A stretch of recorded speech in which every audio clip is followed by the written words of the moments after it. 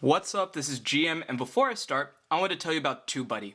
In case you don't know, TubeBuddy is a free website that will help you manage and grow your YouTube channel. Thanks to them, some of my videos even show up as top results. Want to give them a try? Check the description below for the link.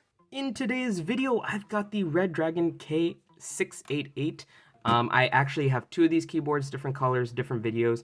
You can check that out on my channel, of course, but in today's video, I have the blue and white version, specifically blue in the center, white on the outer keycaps. They have a version where it's white on the center, blue on the outside, and they also have, of course, the yellow and gray version. So they have a lot of color options on this, but let's talk about aesthetics a little bit later. Let me go ahead and tell you the full name of this in case you're trying to find it on Amazon or if the link's not working anymore, because sometimes that happens. So this is the Redragon K688 compact, mechanical gaming keyboard with number pad, programmable, true RGB backlight, hot swappable, red switches, pro driver software supported, for PC, computer, laptop. That is the full name on Amazon when I got it, at least. So if for any reason the link's not working, you can use that title to hopefully find it. But let's talk about what came in the box for this beautiful keyboard. So of course we have the Redragon K688 mechanical keyboard itself. We have, and this is going to get a little bit messy here, but we have an extra keycap. We actually have two. You will notice it's a different color, obviously, but we have a space bar, and we have an escape key, and then we have 3 extra switches. In this case, I did get the red switches. It also comes in blue, I believe. So if you're looking for blue switches, that is an option as well. And we have a cable. As you can see, it is detachable, and it is a USB-A to USB-C. We have tools to remove the keycaps and the switches.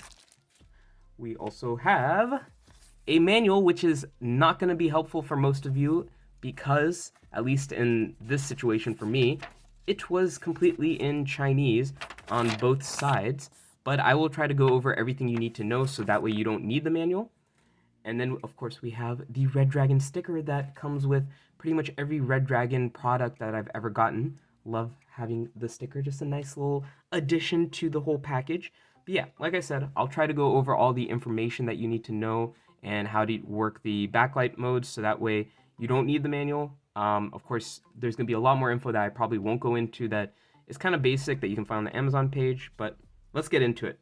Keep in mind, link to this product, description below. Go ahead and open it up if you want to follow along on the Amazon page. I recommend it since, again, I don't go over every little detail, just the highlights in my opinion.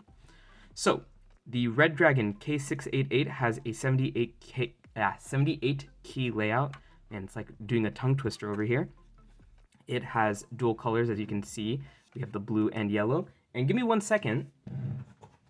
I'm going to go and grab my other one. As you can see, it also comes in yellow and gray, or yellow and black for some people. I think it looks somewhat on the gray side. But it has 4 total options because it has the inversed version as well on both keyboards. So you kind of have 4 options plus the different switches. So you have a lot of options, honestly. But anyways, we know that this one, of course, is programmable as well. I'll try to include the link to the driver in the description below. You don't need it to make this work. It is a plug and play, but the driver lets you customize a lot more things on the keyboard itself. It has 20 different RGB backlight modes that I will be showing later. And then this one that I bought, like I said, has red switches that are anti-ghosting and hot swappable, allowing for 3 or 5 pin switches that will accommodate almost every switch that you'll see. I think that's like 98% of switches are 3 or 5 pin. And then it works on Windows, Macs, and really any other device that allows you to plug in a keyboard. That means it should work on PlayStation. I don't have one to test on, but it should work. It really should just work on any system that lets you plug in a USB that you can use a keyboard on. So hopefully that'll answer most of your questions, because that is a big question I get on almost every video for a keyboard. So I like to start off by looking at the bottom. As you can see here, we do have some rubber pads on the top and the bottom. Mine are already starting to get dirty because, I mean, my desk is just dirty. But they are rubber. Then if you flip up the kickstands, It also has rubber on each end, so it won't slip around easily at all. Another thing, and you may need to fact check me on this. This is just, I'm going based off my own experience. You'll see these little holes down here. Generally, for what I've seen is keyboards that have these holes are usually water resistant. So if you were to spill some water on it, it should still work. Am I going to test that theory out? I will not. I'm just letting you know that it may be water resistant. If someone wants to fact check me on that, just put in the comments below, because this keyboard is still very new. And like I said, the manual is all in Chinese, so I wasn't able to verify that. But as they update the information in the manuals and stuff, they may include that info. So let us know in the comments below. Or if you just, decide to dunk your keyboard in a pool and it still worked, let us know about that too. Anyways, as you can see here, it is curved, so it gets a little bit wider at the top. And I believe it goes from a 3 to 8 degree lift with versus without the kickstand. So to keep that in mind as well. And then, of course, this is where you plug in the power cable, which is the USB-C. And it's nice that it's detachable. That helps with travel purposes. Personally, I like to get these compact keyboards for travel purposes. And then I like getting the ones that can remove the cable, so that way it doesn't break on transport when it's just sitting in your bag. So that's always nice as well. And then this one specifically also has the secondary number pad, which is nice as well for people who want that compact keyboard, but also like having this. I know a lot of people who, for work purposes, especially like to keep the extra number pad. So it is compact, but it has all the features that you really need in a keyboard. So now what I'm going to go and do is I'm just going to pause this and I'm going to plug it in so that way we can see the lighting effects. All right, so as you can see, I've already plugged it in. I turned off the light. Unfortunately, there's still a lot of ambient light coming into the room, but even with that, you can see it's a very, very bright keyboard, and that's one of the things I just love about this beautiful looking keyboard. So I'm gonna first tell you what the different keys do, and then I'll show it, because I think that'll be a little bit easier if you want to write it down and all that. Go ahead, especially if your manual is not in English. But everything, obviously, you start off by pressing function. You need to hold that.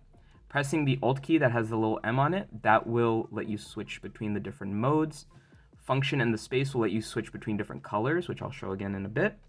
Function and tab, if you hold it, it will reset everything on the keyboard. Function and backspace will turn off the backlight mode.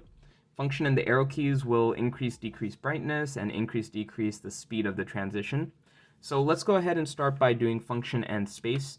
So you can see it will switch the color out, and it will do that specific effect with that color. So we got red, we got green, we got blue, we've got an orangey yellow, we've got like a pink purple, we've got a light blue.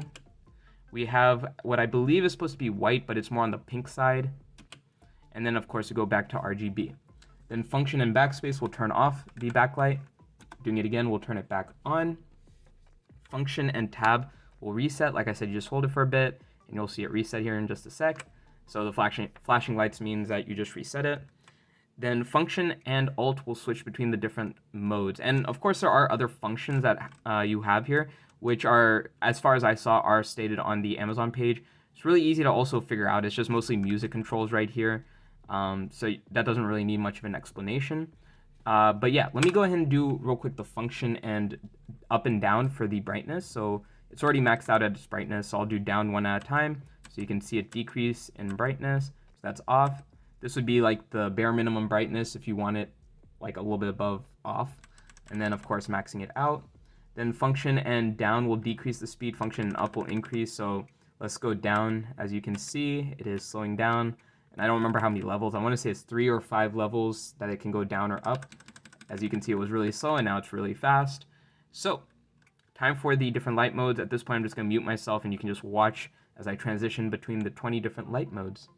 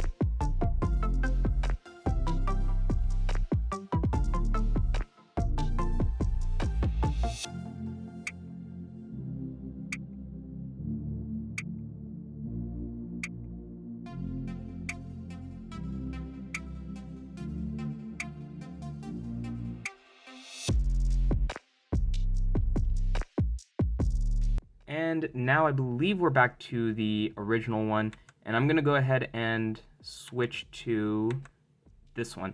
The reason I'm switching is because I'm gonna go and show you that the color one, where you can make it a specific color, it doesn't work on every single mode.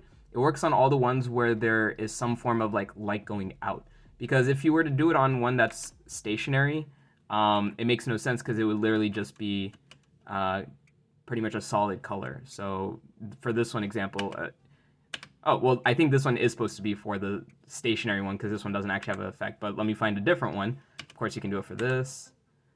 You can do it, so this one you can't do it because as you can see, it's just an effect that's switching between the colors. So if you were to just make it one solid color, it's not going to do anything. So just wanted to point that out real quick, and I will go ahead and just restart it. So that way we can go back to the default and you can look at that while I finish talking about this keyboard. So let me talk about it in game. I personally loved using it during Valorant. That's kind of my go-to for testing out a new keyboard. Took me a couple games just to get used to it, of course, but after a while, felt like I was using a keyboard I've been using for years. It worked great, didn't notice any lag or latency between pressing a key and the input showing up on the screen, so if I was strafing, it wasn't like it was lagging, which is of course important in games like that, or really in any game, because you don't want to have that lag. As far as I can tell, though, it is very, very responsive, very accurate, feels really smooth to use, very comfortable for long periods of use as well. All the games I tried on include Valorant, CSGO, and I tried it on Paladins as well. All three worked great, got used to it real quick. Personally, I would definitely recommend this if you're looking for specifically the keycap style. I think works really well with a lot of setups, and then of course you can switch out the keycaps and the switches. And I like the fact that it has the extra number pad. It's very compact, and then of course you can detach the cord, so it's perfect for travel purposes. Alright, that's it for this video. Link to this product, description below. Found the video helpful? I'd love it if you could leave a like and subscribe. If you have any questions, leave a comment below as well. Thank you for watching.